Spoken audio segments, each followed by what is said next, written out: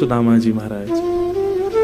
सुदामा जी महाराज वर्षों तक द्वारिकाधीश से नहीं मिले, लेकिन सुदामा जी नित्य ठाकुर जी का स्मरण करते हैं। वाने खायो तो होगो, वाने पी लियो होगो, अभी तो द्वारिकाधीश सो रहे होगो। वर्षों से नहीं मिले हैं सुदामा जी, लेकिन रोज चिंतन होता है। संध्या का समय होता है तो सुदामा जी बैठे बैठे चिंतन करते हैं। अभी लाला बैठ गए होगो, लाला के ब्याह गए होंगे तो बालकन के संग खेल ले होगो, अभी लाला ने प्रसाद पा लिया होगो, अब तो लाला सो गए होगो, लाला को कोई कष्ट तो नहीं है रो। बारिश हो जाती है तो खुद के घर में पानी भर जाता है, पर सुदामा जी मन में विचार करते हैं कहीं लाला द्वारिका में ऐसे ही ना घूम रहे हो बिना छतरी के, कहीं सर्दी है गई, जुकाम है जाएगा, खुद के घर में जल भर गया है, लेकिन 24 घंटे चिंतन ठाकुर जी का करते हैं। ऐसे सुदामा जी। सुदामा जी महाराज बड़े दीन हैं, घर में धन नहीं है, इतने छिद्र हो गए छत पर कि वर्षा होती है तो कमर कमर तक जल भर जाता है घर में। भोजन करने के लिए अन्न नहीं है, सामग्री नहीं है घर में, लेकिन फिर भी कभी द्वारिकाधीश से मिलने के लिए इसलिए नहीं जाते कि मेरी दरिद्रता देख करके, मेरी दीनहीनता देख करके, मेरी श्रीहीनता देख करके द्वारिकाधीश को ये ना लगे कुछ मांगने आया इसको कुछ दे दो, इसलिए नहीं जाते कभी। और सुदामा जी कभी अपनी पत्नी को भी नहीं बताते कि द्वारिकाधीश मेरे मित्र हैं, मेरे सखा हैं। प्रेम को बंधुओं जितना गोपनीय रखोगे प्रेम उतना बढ़ेगा। सुदामा जी अप्रकट भक्ति के आचार्य हैं, कभी नहीं बताते। एक दिन भगवान ने अनुग्रह किया, एक दीनहीन से ब्राह्मण के रूप में सुदामा जी के घर पहुंच गए, और सुदामा जी की पत्नी सुशीला ने जैसी देखा ब्राह्मण आए हैं द्वार पर, सुशीला बोली भगवान हमारे घर में देने को कुछ नहीं है, आप कहीं और चले जाओ। भगवान बोले क्यों, हमको आपसे भिक्षा चाहिए। ब्राह्मण बन के आए ठाकुर जी, मेरे घर में सोवर है, मैंने एक संतान को जन्म दिया है, अभी हमारा घर पवित्र नहीं है, आप अभी हमारे यहाँ की सामग्री नहीं ले पाओगे। ठाकुर जी बोले इनके तो कोई संतान अभी हुई नहीं, ये ऐसे क्यों बोल रही हैं।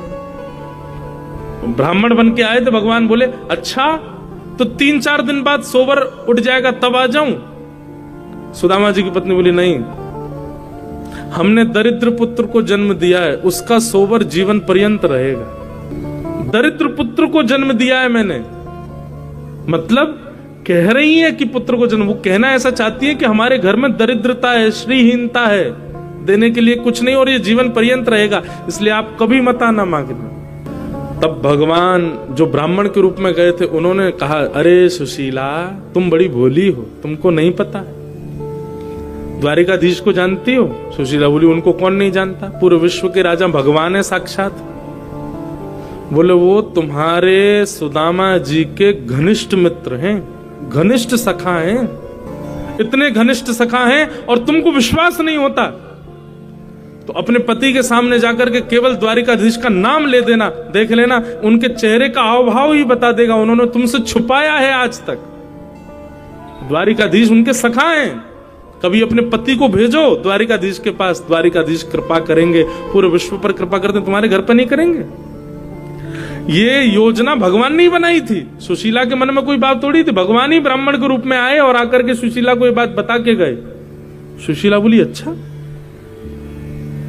ब्राह्मण तो चले गए, सुशीला अंदर बैठी थी, सुदामा जी महाराज नाम जप कर रहे थे। सुशीला ने कहा सुनिए पतिदेव एक जरूरी बात करनी। सुदामा जी इशारा करने लगे भी नाम जप चल रहा, थोड़ी देर रुक जा। बोले आप थोड़ी देर बाद नाम जप कर लेना, मेरी बात सुन लीजिए। सुदामा जी नाम जप करने लगे। अचानक सुशीला ने कहा मुझे आपके और द्वारिकाधीश के सख्य के बारे में पता चल गया है। ये बात कहते ही सुदामा जी के हाथ से माला अपने आप छूट गई, नेत्रों से आंसू गिर गए। ब्राह्मण ने कहा था कि सुदामा जी का मुख ही बता देगा कि उन्होंने ये बात छुपाई है आपसे।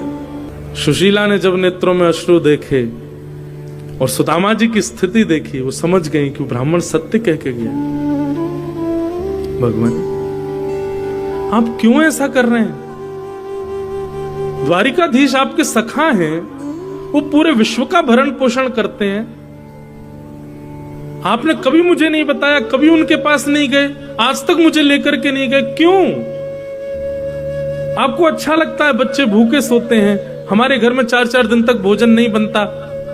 सब पर कृपा करने वाले द्वारिकाधीश आपके सखा हैं, आप इस बात को छुपाए बैठे हैं। सुदामा जी महाराज बोले, देवी बस इसी भय से मैं कभी नहीं बताता था, क्योंकि अगर मैंने कभी बताया तो तुम यही सब बोलोगी कि उनके पास चलो, उनसे मांग के आएंगे, वो थोड़ी कृपा करेंगे, हमारा घर संवर जाएगा, बच्चों को भोजन मिल जाएगा, घर में सामग्री आ जाएगी।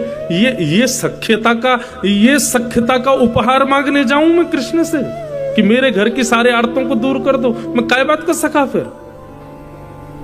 मैं इसी भय से तुमको नहीं बताता था, क्योंकि तुम मांगने को ही कहोगी।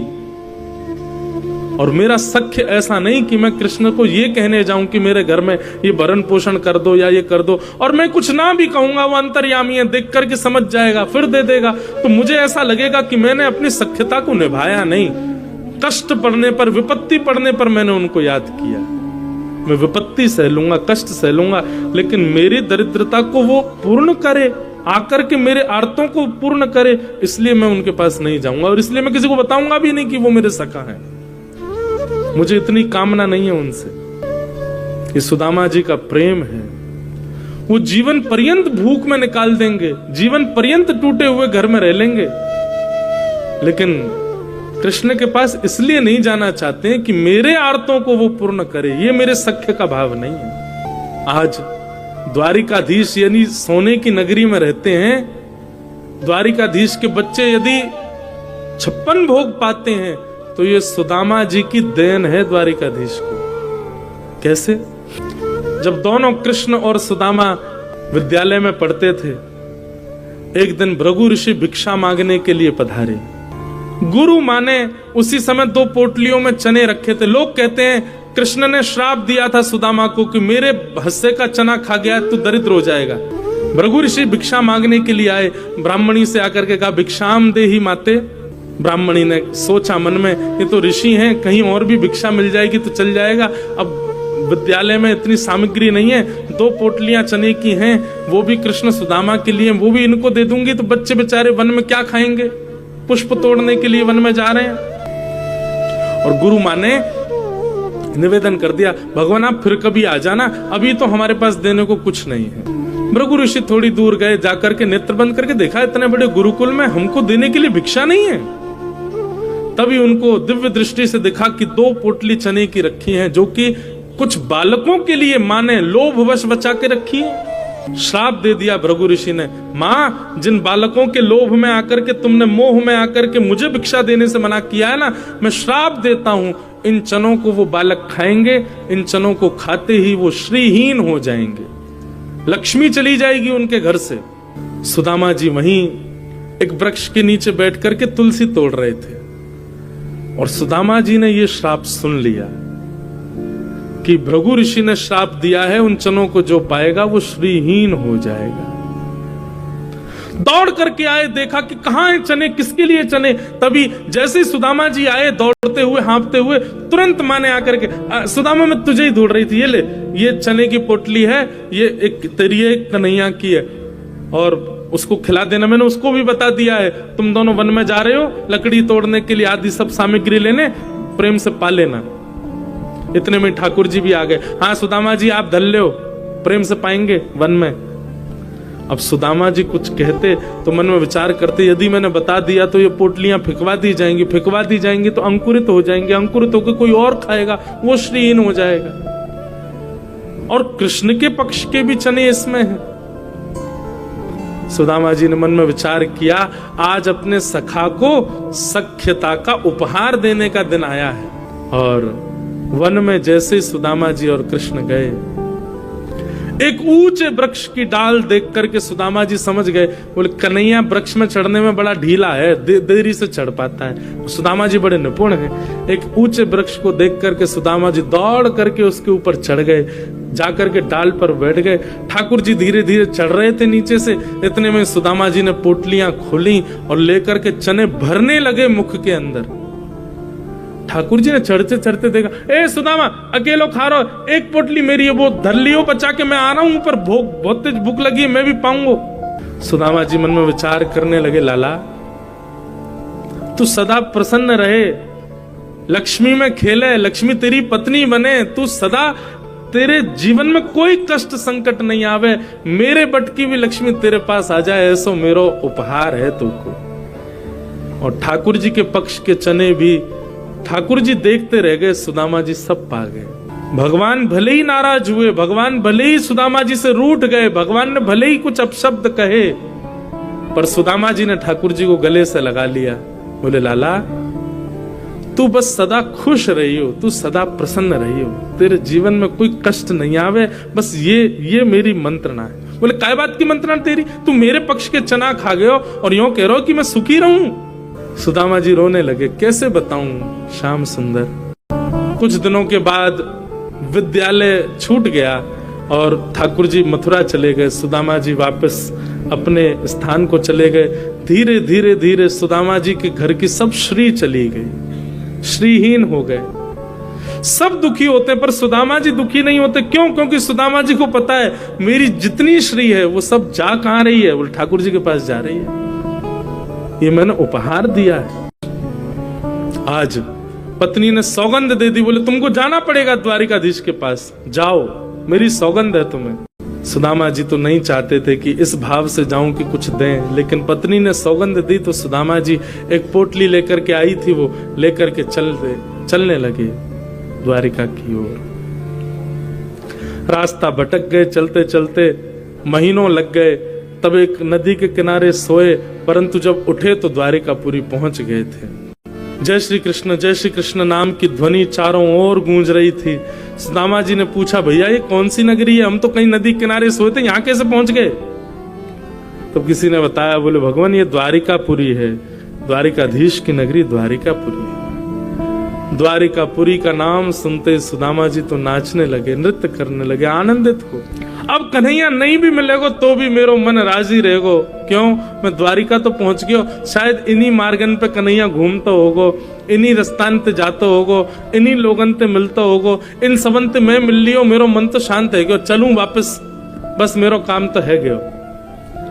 इतने में ही संतोष करके वापस जाने को तैयार हुए, तभी मन में विचार किया, एक बार कन्हैया की झलक तो देख चलूं, दिखे कैसो। सुदामा जी मुख्य द्वार पर पहुंचे और द्वार पर जाके द्वारपालों से कहा कि भैया हम द्वारिकाधीश का दर्शन करने आए हैं, पर हमें पता है बहुत व्यस्तता होगी, बहुत लोग उनके दर्शन को आते हैं, आप एक काम कर दो, बस इतनी बड़ी द्वारिका की ये महल है, कोई अटारी ऐसी हो, कोई खिड़की ऐसी हो, कोई झरोको ऐसा हो जहां से कन्हैया दिख जाए, मैं वहीं से देख करके चलो जाऊंगा वापस। मैं बचपन को सखाऊं द्वारिकाधीश को, मेरा नाम सुदामा है, आपने कोई योजना बनाओ। द्वारपाल बोले आप लोग विराजो, हम अभी देख करके आते हैं।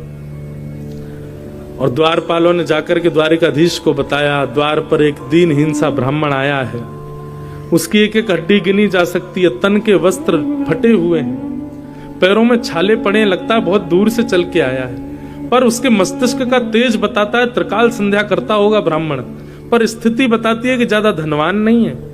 अपने आप को आपको बचपन का मित्र बता रहा है और उसने अपना नाम सुदामा बताया है। ठाकुर जी भोजन कर रहे थे और कवल तोड़ करके बस मुख की ओर ले जा रहे थे, तभी सैनिकों ने कहा नाम सुदामा बताया है। ठाकुर जी वहीं रुक गए, नेत्र बंद हो गए, संपूर्ण लीला ठाकुर जी को दिख गई, सुदामा जी का चिंतन होने लगा। भगवान बोले सुदामा जी आए? बोले जी। मेरे बचपन के सखा सुदामा आए हैं? बोले हाँ महाराज। जो मेरे साथ विद्यालय में पढ़ते थे वही सुदामा जी। अब वहां खड़े लोगों को क्या पता कि सुदामा जी के साथ क्या लीला, ठाकुर जी सब लीला, वही जो मेरे साथ वन में जाया करते थे, गुरुदेव से पढ़ा करते थे, वो सुदामा जी आए हैं। सैनिक जन हाथ जोड़ करके खड़े, क्या बोले, अब उन्हें तो नहीं पता ये सब। ठाकुर जी कह रहे हैं मेरे मित्र सुदामा, सखा सुदामा आए और तुम उनको बाहर छोड़ आए, बाहर द्वार पर ही वे खड़े हैं, उनको भीतर नहीं लाए। भगवान आप प्रसाद पा रहे थे इसलिए हमने कहा आप थोड़ी देर बैठो। ठाकुर जी ने थाली दूर की, वहीं सिंहासन से कूदे ठाकुर जी, मुकुट गिर गया, ठाकुर जी की मालाएं टूट टूट करके गिर रही हैं, ठाकुर जी की कौंधनी टूट करके गिर रही है, बाजूबंद हाथ के कड़े सब निकलते जा रहे हैं और ठाकुर जी दौड़ रहे हैं मुख्य द्वार की ओर। सेनापति, महामंत्री, 16,100 राजकुमारियां, बड़े बड़े राजा सब ठाकुर जी के पीछे दौड़ रहे हैं। भगवान एक बेड़ी, दूसरी बेड़ी, तीसरी बेड़ी पार करते हुए मुख्य द्वार पर जा रहे हैं। नेत्रों से विरल अश्रुधार गिर रही है। मेरे सखा सुदामा आए हैं। द्वारिका में हाहाकार मच गया। ऐसा कौन आया है जिसके लिए द्वारिकाधीश भोजन छोड़ के भागे? द्वार पर देखा, दीनहीन से पतले दुबले, जगह जगह से वस्त्र फटे हैं। सुदामा जी खड़े हैं, पैरों से रक्त निकल रहा है, छाले पड़ गए पैरों में, होठ सूख गए हैं, जल भी नहीं पिया है 4 दिन से। ठाकुर जी ने जैसे ही देखा सुदामा को, भगवान तो मानो जैसे टूट गए, दौड़ करके गए और जाकर के सुदामा जी को अपने अंक में भर लिया। एक क्षण के लिए तो मानो ऐसा लगा सुदामा जी भगवान के चिन्मय रूप में ही विलीन हो गए हों, अपने अंक में भर लिया। सुदामा जी ने ठाकुर जी को गले से लगा लिया। सुदामा जी को नेत्र खोल के थोड़ी शर्म आ रही है। चारों तरफ बड़े बड़े राजघराने के लोग देख रहे हैं। सुदामा जी की दीनहीन सी अवस्था है, तन भी ऐसा विचित्र है, चलते चलते बहुत पसीना आया है, उसकी गंध भी आ रही है। और ठाकुर जी का ऐसा चिन्मय रूप, मधुर सुगंधी चंदन की, और ऐसे लिपट गए ठाकुर जी, बिल्कुल संकोच नहीं कर रहे हैं। सुदामा जी के मन में आ रहा है, इतना सुंदर, इतना बढ़िया स्पर्श है ठाकुर जी का, मेरा निष्ठुर हड्डियां चुभ रही होंगी ठाकुर जी।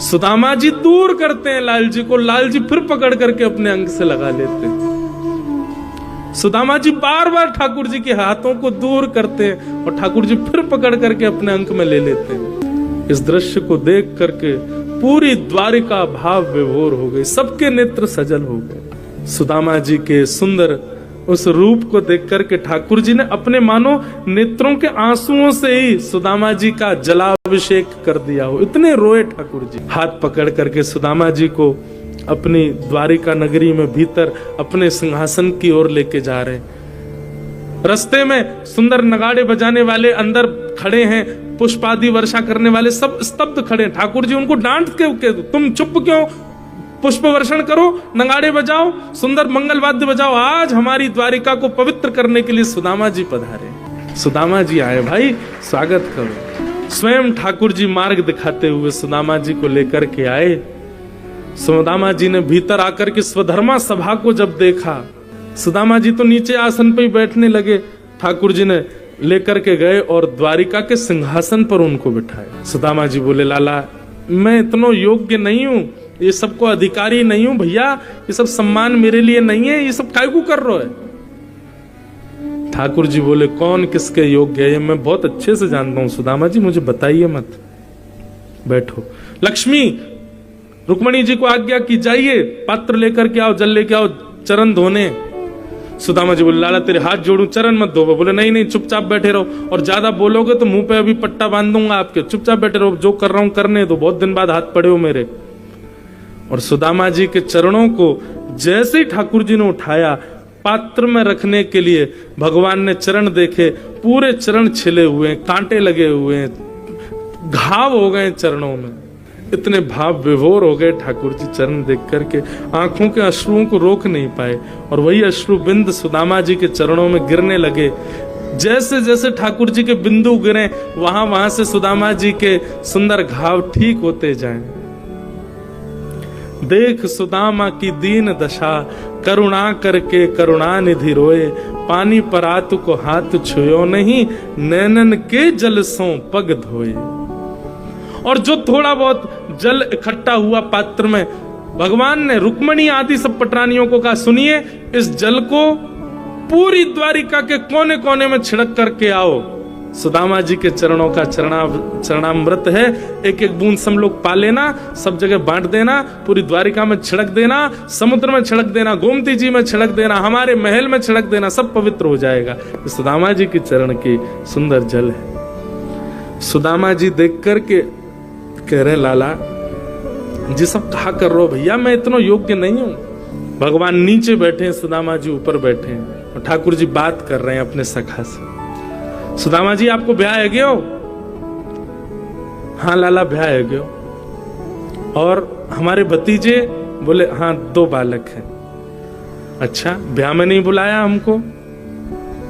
लाला कर्जा लेके ब्याह कियो, और ब्याह में भी इतनी सामग्री बनी कि सब खा गए, दुल्हा दुल्हन फिर भी 3 दिन भूखे ही रहे, हमारे पास भोजन नहीं बचो। और वह को कर्जा भी आज तक नहीं चुका पाए, ब्याह को भी कर्जा चल रहा है। ऐसे ब्याह में लाला तो को बुलाते, तेरे साथ कितने हाथी, कितने घोड़ा, कितने सैनिक, कितने लोग आते, कहां भोजन कराते। या हमारे मैंने नहीं बुलाया, मेरी छोड़ लाला, तेने ब्याह कियो? भगवान बोले हाँ हमने कर लिया ब्याह। अब कैसे बताएं, एक थोड़ी किया है। अच्छा भाभी कहाँ है? भगवान बोले भाभी भी यही है। बोले मिला तो सही, कौन सी भाभी? अब वहां तो जिसको देखें वो परम सुंदरी। भगवान बोले मिलोगे भाभी से? बोले हाँ मिलवाओ। ठाकुर जी ने इशारा किया आओ। मैं रुक्मणी प्रणाम, देवी चरसो भाग्यवती रहो।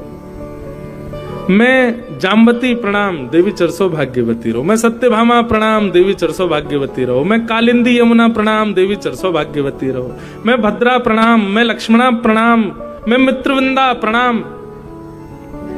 500 पत्नियां भगवान की प्रणाम कर गई। सुदामा जी बोले लाला कोई तकिया दे दे, हाथ थक गो मेरो ने, यहाँ नीचे धर दे मेरो हाथ, तो लगे ने का देर में गिर जाएगो का।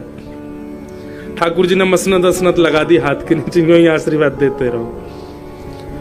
200-250 और प्रणाम कर गई। भगवान खड़े खड़े देख रहे। सुदामा जी धीरे से भगवान को देख, भगवान बोले क्या हुआ, कितनी और हैं अभी? बोले 16,108। ये सब अपनी है लाला? भगवान बोले तो और क्या, पड़ोस की है, सब अपनी है। बोले वाह भैया लाला तेरे को प्रणाम करूं, इतने सारे ब्याह किए थे ना। अरे एक आदमी हमें बुला ले तो भोजन पे आ जाते हम। लाला मैं तो थक गो, अभी कितनी है गई? बोले अभी 600 हुई हैं, अभी तो 16,108, 1000 भी नहीं हुई हैं। लाला एक काम करेगो? बोले बता। पत्नी तेरी 16,108 है, लेकिन पति तो तू ही है ना? बोले हाँ। एक काम कर, तू मुझको प्रणाम कर, मैं तो को आशीर्वाद दे दूं, सबको एक साथ आशीर्वाद दे जाएगा। और 16,108 पत्नियों के सामने जगत नियंता, जगदाधार, त्रिलोकीनाथ, जगन्नाथ, द्वारिकाधीश दंडवत प्रणाम कर रहे हैं और सुदामा जी दोनों भुजाओं से आशीर्वाद दे रहे हैं। सबके नेत्र सजल हो गए ये दृश्य देख करके। सुदामा जी ने हृदय से लगा लिया ठाकुर जी, भाभी ने मेरे लिए क्या भेजा सुदामा जी। ठाकुर जी अब सुदामा जी पोटली छुपाने लगे, बोले कि अब ये सब बड़ी बड़ी राजघराने की सब कन्या, इनके सामने फटी हुई पोटली क्या दिखाऊं। सुदामा जी की पोटली छीन करके भगवान ने एक मुष्टिक खा लिया, 2 मुट्ठी चावल पाए। लक्ष्मी जी ने हाथ पकड़ लिया, बोले बस भगवान, इसलिए नहीं पकड़ा कि आप कच्चे चावल। भगवान ठाकुर जी ने 2 मुट्ठी पाए, लेकिन भाव यह था कि भगवान संपूर्ण वैभव लौटा रहे थे। मैं इंद्र का संपूर्ण वैभव सुदामा जी को देता हूं, मैं विश्व के सारी सुख संपत्ति सुदामा जी को देता हूं। 2 मुट्ठी चावल में ये वरदान दे चुके थे ठाकुर जी, लेकिन ठाकुर जी अब कहने वाले थे कि मैं लक्ष्मी को सुदामा की दासी बनाता हूं। तभी रुक्मणी जी ने हाथ पकड़ लिया, बोले भगवान मैं आपकी रहूंगी, मैं कहीं नहीं जाऊंगी। ये तीसरा मुट्ठी नहीं पाई है। तब भगवान ने 2 मुष्टिक चावल पाए। फिर उसके बाद सुदामा जी ज्यादा दिन द्वारिका रुके नहीं, वापस चले गए। सुदामा जी लौट करके गए तो देखा सुंदर भवन खड़े हैं, महल खड़े, अटारियां, आहा सोने की नगरी पूरी। सुदामा जी बोले भैया ये क्या है? सुदामा मंदिर देख डरे, यहां तो हती मेरी छोटी सी झुपड़िया, अब कंचन महल खड़े। सुदामा जी ने पत्नी से कहा देवी सोने की बनाओ रोटी, चांदी की बनाओ दाल और हीरा की बनाओ चटनी, प्रेम से पाओ। हम तो जा रहे हैं वन में, भजन करेंगे ठाकुर जी का। सुदामा जी वन की ओर जाने लगे, इतने में ही भगवान प्रकट हो गए और सुदामा जी से बोले अगर संपत्ति मेरे द्वारा प्राप्त हुई है और संपत्ति का सर्व फल मैं ही हूं, क्योंकि सुदामा जी आप कुछ भी अपने लिए नहीं करोगे, आप जो कुछ भी करोगे, आप वस्त्र भी पहनोगे तो उसमें भी मेरा ही स्मरण करोगे, इसलिए आपकी हर स्थिति के अंत में स्मरण मैं ही हूं, इसलिए संपत्ति आपकी बुद्धि विकृत नहीं करेगी, आप रहो। सुदामा जी बोले एक वचन पर रहूंगा। बोले क्या? तुम हमारे संग रहो। तब द्वारिकाधीश बोले ठीक है, एक रूप से मैं सुदामा जी आपके भवन में ही रहूंगा। तब सुदामा जी ने उस संपत्ति को स्वीकार किया और भगवान का अनुग्रह हुआ। बोलो भक्तवत्सल भगवान की।